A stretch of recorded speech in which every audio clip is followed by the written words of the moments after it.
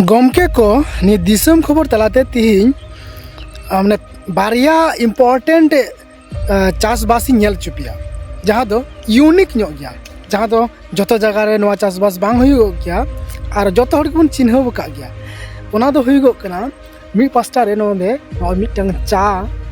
और मी पास्टा रे होय नेलोक ना निया दो अनारस निया अनारस दारे चेक लेकना और चा दारे चेक लेकना जोतो हड़ की नेल जोतो गेबुन बाडाया और नो नितो जे चेक लेकना चा दारे नेलोक ना नो चेक लेकना चा दा सकाम नेलोक ना नितो नोंका नेलोक ना मेनखान एहोबो समय चेक लेका नेलोक ओना होबुन नेला ओना हो नेल चुबुन गमके को नोय नितो पे नेले कान निया दो चा दारे कना निया हो चा दारे कना और निया चा दारे रिया बयस दो मात्र मी बछर खन ढेर ᱧᱚᱜ नसिया बढ़ती ᱧᱚᱜ कना मेन दाड़े अबुन मी बछर 100 बछर गान हुई कना तो निया दो मी बछर रिया चा दारे नो नोंका नेलोगआ नो पे नेल दाड़िया कना नो नोंका चांगड़ेआ निया दारे कना निया दो दारी कना और नो नोंका डरोआ डर कते नो नोंका चांगड़ेआ डर रे और चांगड़े कते मुचाद रे नो नमा नियटा साकाम लेका साकाम और नियटा साकाम नोंका को टूजा नोंका को ठोजा ठोज कते आदो ना फैक्ट्री को इदिया और दो ना बेस को एक दिन परे ना निया को डर जहाँ नेलोगो कना निया को डर हको नोंडे को गेदा ना उनका गी चाकू ना हसुआ बना ओना को गेदा ना ओना दो एलपी को मेता कना माने तिनाम एलपी जुदी संगे लेखा चे लेखा निया नो नोंडे बन नेल किया नो नोंडे को एलपी लिखा मांग दो ओनाते पिया चांगड़ेना नो मिटंग ओना चितान रे नोंडे नियटा हको एलपी किदा तो नोटा हन ओय बारिया चांगड़ेना नोंडे नोटा हन एलपी किदा खन बारिया चांगड़ेना नोंडे खन नोंडे तो निया हो ओंका गे नोय नोते चांगड़े लेना किंतु निया दो आर बांग चांगड़े लेना तो ओंका गे नियटा हो और नियटा चांगड़े का नियटा हो नोते रहा को एलपिया नोते रे निया समान ते निया को एलपिया तो एलपी लिखा ओंडे को आर हो चांगड़ेआ आर ओंका चांगड़े ते मुचाद ते लटू लेन खाय आदो लटू कते हो नोंका झुआ चितान तो लातार से को पे नेल लेखा खूब मस्त पे बुझाव दाड़े दिला इन कुरुमुटु कना जे आपे को नेल चुपे लगे हो ना पे नेल दाड़े कना जे ओना बूटा रे नेल पे बूटा रे मात्र मोटामुटी 2 इंची गा माने हासा खो 2 इंची चितान खो ये चांगड़े कना हासा खो 2 इंची चितान की चांगड़े और नोय नेल दाड़े कना पे मिटांग दारे रगी तिना गान डर को तैयार चुका नोय मिटांग दारे खो आयमा डर तैयार उचुरिया मिटे गी उपाय कना ओना को मिता एलपी माने छाटा भराय कना को ना डर गेट लेखान गे चांगड़ेआ और ना चांगड़े लेखा गी चितान रे नो उनका झुआ और ढेर नो झुआ माने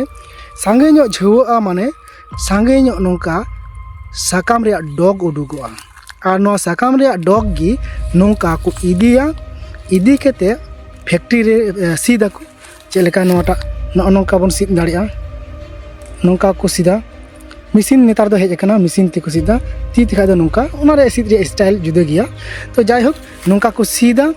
आदो नोआ गी फैक्ट्री को इदिया और अबू मार्केट पैकेटिंग कते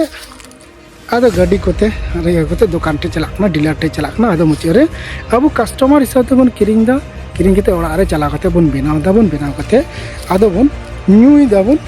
और पेड़ा को बन सम्मान को तीन गपा दिन रे मा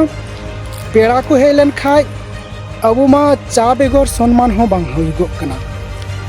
जहां पेड़ा को हे लेन खाय गी चा बिस्कुट दो लगा गया चा बिस्कुट छड़ा पेड़ा बाय गानो तो नोआ आड़े पे नेल दाड़िया कना एकदम निया लगा लगेगी नोते अनारस मेना रहो नोय निया आड़े दो चा और निया आड़े दो अनारस को लया जे 15 मास 18 मास रिया माने लगभग रे 2 बछर रिया चास कना मेनखान जो दो नितो बाबुन नेल नामे कान रहो मेनखान दारे चेक लेका नेलोगोआ ओना दोबोन नेल दाड़ेयाग काना। निया अनारस बागान दो घास ते पेरेज आकाना।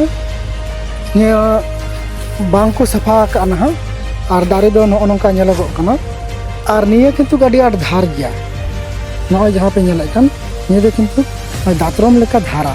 इन जुदी उल्टो ते नोते घसाव लेखाय चेतान को लतार से घसाव फेर लेखाय इन ती गेदोगोआ दातरम रे लेका। दातरम चेक लेका मी आड़े दो हॉट फेर लेखा बाम गेदो और मी आड़म गेद लेखा दो धार ते आ ना धार तेम गेदोगोआ ओंका गे। तो कैमरा रे पे नेल दाड़ेयाग काना जे नॉय लटू लटू धार एनिटा रे पे नेल दाड़ेयाग काना नॉय लटू लटू धार नॉय चेतान तें और रकाब ना निया दो ती बांग गेदोगोग कान तिया किन्तु नॉय लतार से जखन जखन ढेकाñ मेनदा तखन खागे ती रे बिदुगोग काना। तो निया दो अनारस रिया साकाम काना और अनारस नेलते नो नोंका नेलोगोआ। बया को निया खेत रे चेलेका घास ते पेरेज आकाना अनारस गोडा ओंका गे नियाटा खेत रे बोन नेल लेखा दो साफा गया। नियाटा रे दो बोन नेल लेखा साफा गया चेलेका तिना मोज नेलोगोग काना और तिना चेहरा नेलोगोग काना। आपे पे नेल दाड़ेयाग काना नोंडे जे ओंडे को ड्रेन का नोंडे को ड्रेन का और नोंडे हको ड्रेन का नोंका गे ड्रेन सिस्टम मेना हना आड़े नो आड़े को ड्रेन का राकाब का को चेलेका केल को बनावा केल को मिता नो केल बनाव कते नो का को रहोया। नो अनारस गोडा हना आड़े जहाँ दो अनारस गोडा हना आड़े जहाँ पे नेल नामे कना निया दो हुड़ू कना ना दो हुड़ू खेत कना और ना दो अनारस गोडा कना। तो अनारस गोडा नोंका पे नेल दाड़ेयाग काना अकोय को बापे नेल का उनको को लई निया कना। तो नोंका पे नेल दाड़ेयाग काना अनारस और नोय चा दारे मिद तेगी हुयुगोग काना। तो चाना अनारस ओका करे हुयु ओना करे चा दारे हुयुआ चा दारे ओका करे हुयुगो ओना करे चा दा अनारस हो हुयुगोआ। तो गोमके को आपे पे नेल केदा नोते चा दारे हो चा साकाम हो और नोते अनारस दारे हो जो दो बाबुन नेल नाम लेदा चेदा से जो नित हो आवरी तैयार बेनाआ। ठीक गया तो नोंका गे नेल ताबो पे दिसम खबर दाराते नोंका गे आर हबुन नेलाबुन जहाँ रेगे आबो यूनिक जिनिस बोन नेला यूनिक चासबास बोन नेला ओना हबुन नेला। निया किन बानार चास गे निया अनारस चा और अनारस चास और निया चा पाती से चा दारे चास से चास निया दो बानार गे आडी आट पैसा एमो कोआ। नोंकाना गे पैसा एमो लेकाना चासबास आरो आडी गान गे मेना आबो ओना बोन चासबास दाड़ेयागा। मा एनखान नोंका गे नेल ताबो पे आबोआ नोआ दिसम खबर तलाते आरो नोंका गे बोन बाडाया। और नवा गे खान पे सब्सक्राइब के ताबो पे शेयर ताबो पे एटा हर को नेल चुको लगी और बाडाय चुको लगी।